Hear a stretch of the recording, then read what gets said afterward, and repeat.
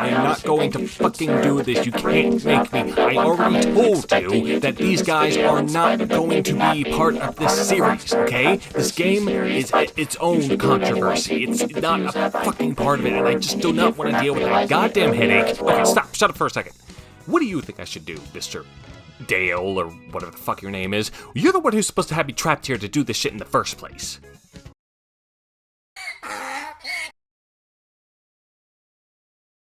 Perfect. Good to know you're fucking useless around here except for wiping my hard drive. No.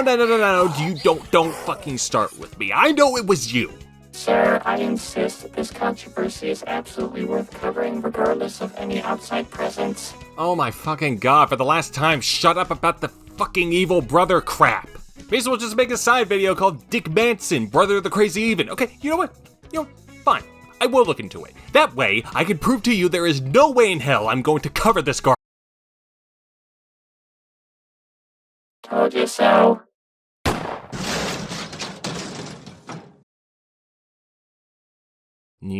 Told you so. What are you looking at?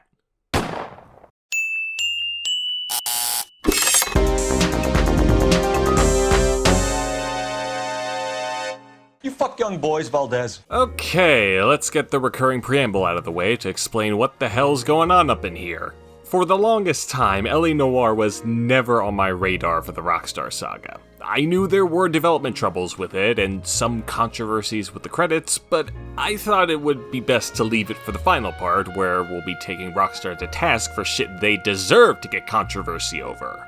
Then I actually looked into it and my dumbass realized, yeah, we're gonna have to squeeze this in somewhere.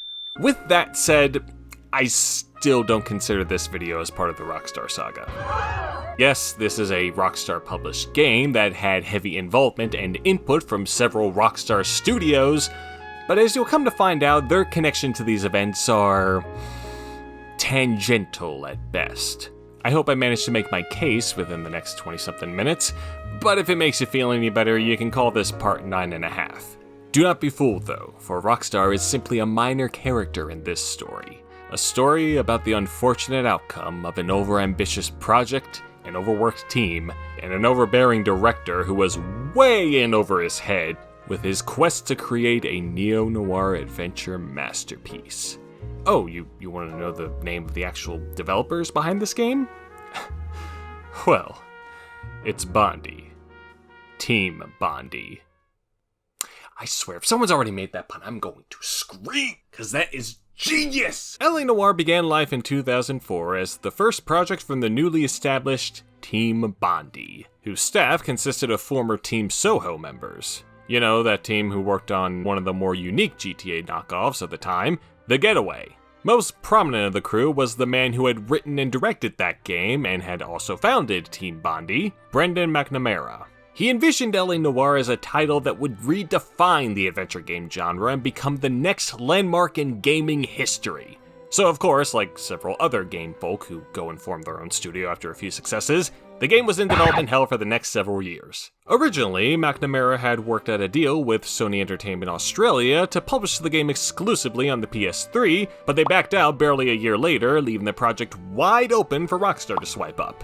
And yeah, looking into how much went into this thing, from the extensive research of the post-World War II American setting the game would take place in, to the 2,200-page script which had 20 hours of voice work put into it, as well as the classy AF soundtrack recorded over at fucking Abbey Road Studios.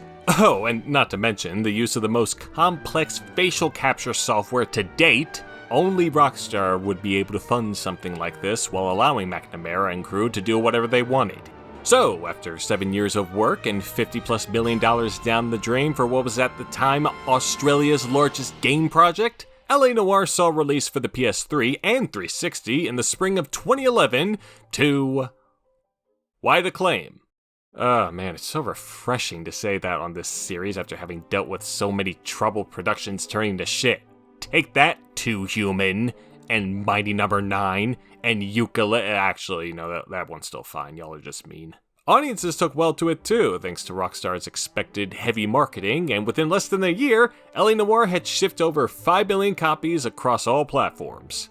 So, with yet another success behind them, McNamara and Team Bondi established themselves as major league players in the game industry, and were poised to take on the world with more successes for years to come. At least that's what would happen in an ideal world, but instead, let's talk about those 7 years, because a couple of small things happened during that time. Less than a month after LA Noire's release, a rather inconspicuous website popped up featuring a lengthy credits list for the game made in accordance to the International Game Developers Association Game Credit Guide. And if this site's mere existence didn't set off any alarms, that part is sure to.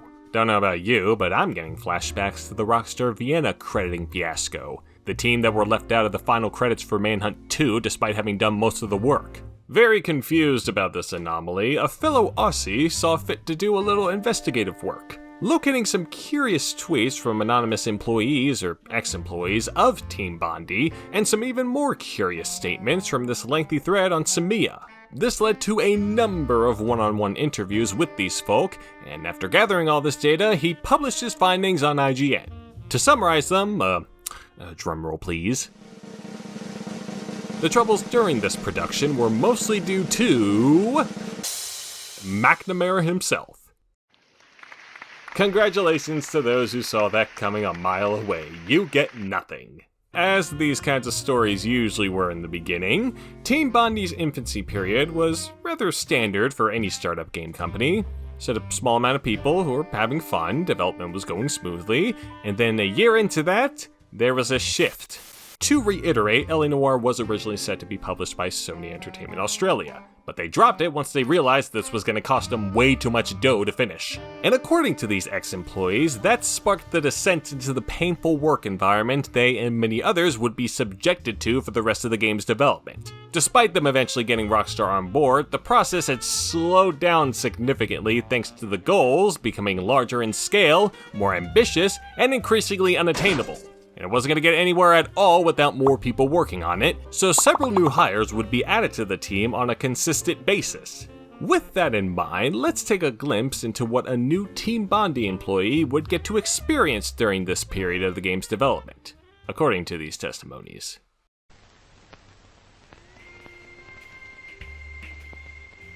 The young, spry lad or ladette would be hired onto the team fresh out of uni and going on their very first day with the expectation that this would be a relatively simple work experience with the standard work hours, occasional overtime, and a helpful staff they can turn to at any point for assistance. The person would be given their assignments and get to work, and when the end of the day arrived, they'd be ready to leave, knowing they did a good job on their first day, but then they'd notice none of the other employees would be joining them. Nor were they anywhere close to being done for the day. Unbeknownst to their naive soul, the team had been fully engulfed into every struggling studio's favorite pastime, crunch. Gotta get this shit done before the next deadline hits or no one will be happy, or something like that. The new employee would clock up regardless and head off, though with the distinct feeling that the people they'd be leaving behind were giving them the leery eye. Try as they may to fight against it as well, they would be gradually indoctrinated into this culture when they finally realized the state that the game is in. Perhaps after a reaming from Mr. McNamara, who apparently would go out of his way to speak to the devs about his requests, demands, general distaste, rather than anyone below him or someone else whose dedicated job is to do just that. I'm having doubts about what you're prepared to do to make a video game. If ever there was a time for Complex code. or extracting a Compile. this was it! Now get out of my sight! Go and test the newest build. And leave the real work for men of substance. I mean, those people did exist there, and the employee could try to reach out to them for any help. But as they would also learn, those folks are completely powerless and couldn't help out much at all. From there, the cycle continues until the employee inevitably meets one of two fates: being fired or escaping, i.e. resigning. Usually the latter, and that could happen for a variety of reasons. Maybe because they were reprimanded for being late to their shift when they had just done some heavy overtime well into the early morning, or maybe because the majority of the work they had spent 300+ hour weeks on with the intention of it being shown off as a demo was reworked entirely and, well, not going to be shown off at all. Or, speaking of overtime, it was due to them learning that they weren't going to be properly paid for the innumerable extra hours they put into their work, as they would only receive it 3 months after the game's official release. Or maybe because they just went out to get some milk and never came back. Just like Dad. As you can imagine from this being the typical experience for many of the folks who worked at Team Bondi, the amount of turnover was enormous. These conditions had deteriorated so badly that in the middle of the game's development, a corporate team-building company had to be brought in to try and bring morale up, which worked for about 5 minutes, and then the atmosphere plunged back into pervading despair. Okay, perhaps I'm being a little dramatic here, but these testimonials certainly don't paint the prettiest picture for McNamara's management skills, as well as for him being a decent human being. But get this, the writer for this article also wanted to get his perspective on the situation too. Now, you would think the head of a crumbling studio would be, let's say, reluctant to confirm the state of their crumbling studio. But in an interesting twist, McNamara's response kinda does that. The dude had no shame in admitting that, yes, he would reach out to anyone on the team directly to discuss certain issues about their work or what he had wanted from them because he'd been doing that for so long already, and it was still working for him. In regards to the very long working hours, he pretty much goes, if you can't handle the heat, get out of the kitchen. Because he also worked these long hours managing the team, being the director, and doing other executive things, and he was very aware of the massive turnover, but did nothing about it because he believed that was just something to expect from a production this large. And as for the overtime, McNamara also stated that despite there being a bonus incentive for working overtime, contractually, they don't necessarily have to compensate the workers for it.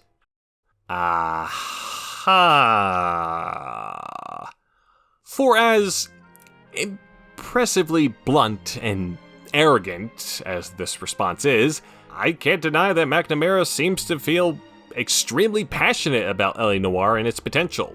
Considering he had spearheaded the decisions to apply all the expensive technology to it, that should probably go without saying, but he clearly has a lot of confidence in what he's doing and his direction. The problem is, he doesn't appear to have the empathy and understanding a good leader needs to have to not turn their work environment into a train wreck. And if this didn't seem like enough for y'all,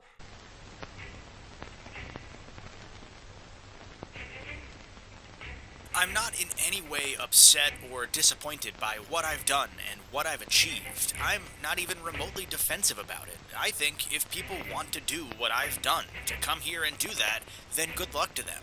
If people who've left the company want to go out there and have some success, then good luck to them. If they don't want to do that with me, that's fine too. It's like musical differences in a rock and roll band, right? People say they want to do it, some don't. barely a month after the IGN piece went up, and after the IGDA stated they would be looking into these allegations, the writer for that piece posted a follow-up over at gamesindustry.biz. The dude had dug even further into these affairs thanks to even more former employees discussing their own experiences at Team Bondi. And their new findings not only reaffirmed the fact that McNamara and crew were doing a shit job at managing the company, but showed just how dire the working conditions were over there. Mr. Employee, you're doing quite the great job here in this company. Oh, you want your yearly salary review so you can be paid a living wage? Don't worry, we'll be able to afford that and not conveniently forget about it until it's too late. Oh, you want to work slightly different hours so you can come home to your kids every night? Oh, don't worry, we can accommodate for that, and not outright reject that suggestion, then compromise by giving you different lunch hours instead. Oh, and you want to start helping out with the new project we'll be doing? Oh, don't worry, we'll be sure to get Noire out by the end of 2009 so that we can get right on that, and not keep pushing it back forever because we don't know what the hell we're doing here. Oh, right, you were asking where the bathroom was. It's over there, right next to the flogging chamber. Some went as far as to describe McNamara as a huffy, angry leader who had no talent whatsoever. Which, well, at this point, it sounds a bit hyperbolic, but with all this scandalous info, I don't think many would be willing to say otherwise. Oh, there were some attempts at that, most notably by the game's lead programmer, who tried to downplay the situation in a lengthy blog post on Gamasutra that pretty much confirmed that things weren't great.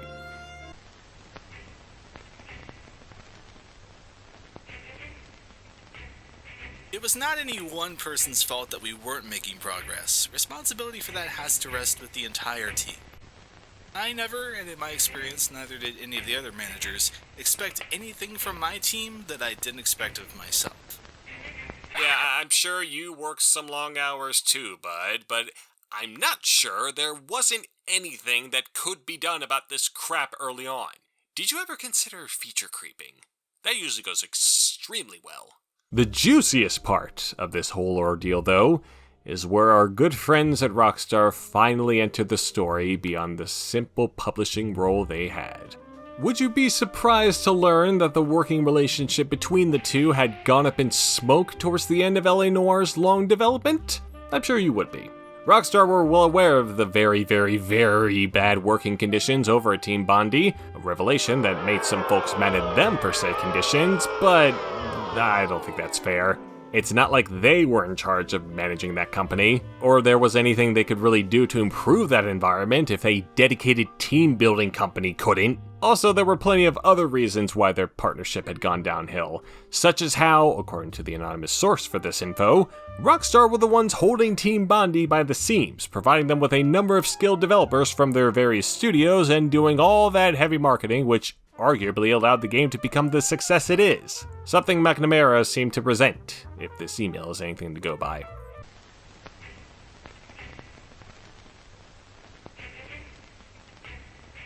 I found out this morning that Rockstar have pulled out of the E3 show.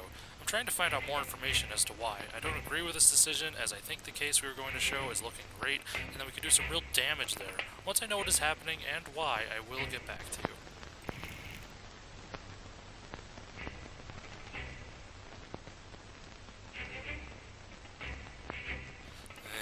Every dog has its day, and there's going to be hell to pay for this one. I'll never forget being treated like an absolute by these people. In spite of that, he and his other management cronies just could not fully reciprocate that support. So by the end, Rockstar got tired of their bullshit, and the company decreed that they wouldn't be publishing any future Team Bondi games. But at least with LA Noire being the success it is, they can revel in it while shopping around for someone to publish their next title, right? Yeah, who would have thought being labeled as a bastard and having this kind of mindset would actually backfire on you? Especially to the point where not even the lowest of game publishers would want to fund your next project. With nowhere to go, McNamara and his company folded not even 5 months after LA Noire's release. But Mr. McNamara was not going to let the fat lady sing just yet. Team Bondi's assets and IPs would end up being shipped off to another newly established game studio, this one from George Miller of all people. Yes, that George Miller, KMM Interactive Entertainment. What an original name. This was a game-making offshoot of Kennedy Miller Mitchell, who would house the former members of Team Bondi, as well as Chrome Studios of the Tasmanian Tiger fame.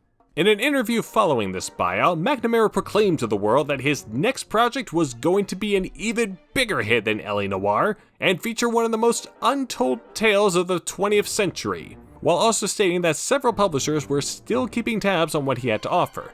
The one that would eventually bite was Warner Brothers Interactive Entertainment, as the Warner Bros. Were a common collaborator with Miller and KMM, and Miller himself would be the one to announce this game's new title, Whore of the Orient. Yes, I remember that classic untold tale. We read it during elementary school one year. Okay, class, we'll be reading Whore of the Orient today. Turn to chapter 11.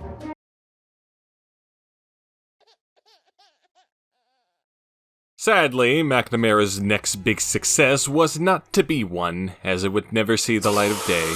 First, KMM's Brisbane studio collapsed almost immediately after this acquisition, thanks to the flaccid performance of Happy Feet 2. And then after a year and a half of silence, during the spring of 2013, there were reports that a large chunk of the staff working on Whore of the Ore went bye-bye because Warner Bros. Pulled out of the project. The studio didn't shut down entirely, but this didn't exactly sound like things were going too well. Even worse, later in the year, unfinished gameplay from the project leaked out onto the internet land. And that triggered some mad lad reactions. Not at the game, because, just look at it. But rather at the game's title. A Chinese-Australian city councillor was quite upset at this admittedly provocative name, calling the project a disgrace to Chinese culture solely based on the use of the word Orient, which they believe is the Asian equivalent of the N-word. Oh god, really? Shit, now I'm gonna re-edit this whole segment. Alright, let's just start over. Okay, class, we'll be reading of the today. Turn to chapter 11. Not that I wouldn't have picked a different name myself, because... yes. But even as someone who has nowhere near the qualifications needed to join this kind of conversation, I think it's safe to say this was just a bit of an overreaction, especially considering the dude wanted development for the game to stop entirely because of this. Thankfully, that didn't happen. I mean, it would still get canned, but not because of some political bluster. Although they had received additional funding sometime after Warner Bros. Jumped ship, McNamara and crew could not sustain the game's vitality for much longer, with their former producer confirming its demise in a podcast a few years later. How unfortunate it turned out this way, and that looks like the end of the Team Bondi story, right? Well...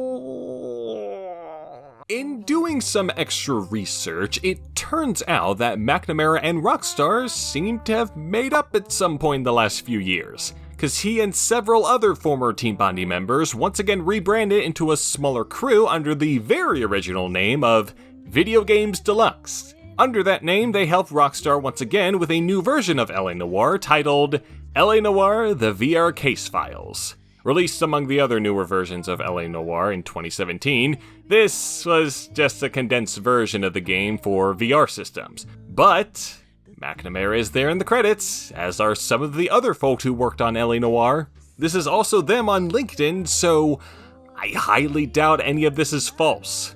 In addition to all of that, this post here they made just last year seems to indicate they're now working with Rockstar on a new project of some kind. God damn. If I sound surprised, it's because this flew way below the radar for me and likely several others. I was already under the impression that the working relationship between these two was irreparably severed, but I guess I was wrong. The one thing that still puts this scenario into doubt is how this post was neither confirmed nor denied by Rockstar or Take-Two. Then again, those guys always like keeping shit under wraps, so at this point, we're just gonna have to keep tabs on this and see where it goes. Will it end up being another Team Bondi type debacle and bring great shame onto McNamara and crew once again? Or will this new game actually happen at some point in the next 5 decades, and that Rockstar Sydney dream will finally come true? I'm actually kinda curious to see how this pans out. Maybe we'll finally have something from Rockstar that isn't GTA or Red Dead related. Fuck yeah, I can't wait for Smuggler's Run 3.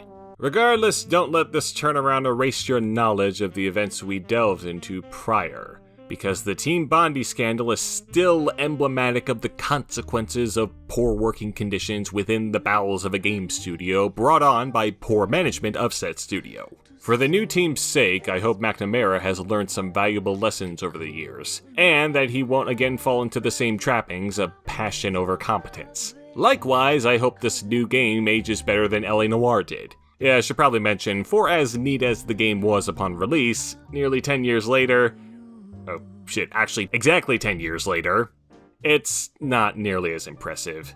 I watched a playthrough of it during those days when I didn't have access to it, and have since played it sporadically. I mean, I still think it's a good game that still manages to stand out on its own, but it has a big problem of style over substance, and that style just looks really uncanny by now.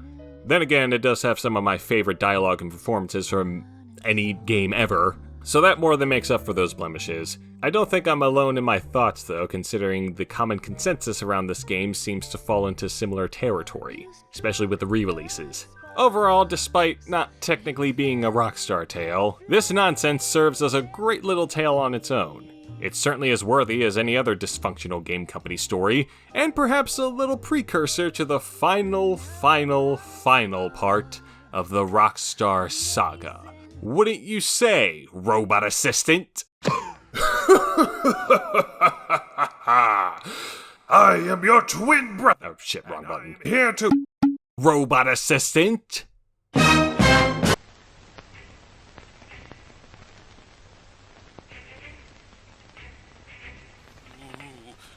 creepy fact. If you go to the bathroom and say Bloody Mary 3 times, you will hear a voice saying, "I'ma whoop your ass if you don't get down to go to bed!" That sounds exactly like your mother. Thank you to these folk for helping me make this video. Mr. The Golden Bolt, Mr. Mykonos Fan, and Mr. Threeblade. Channel and social media links are below. See y'all in the finale.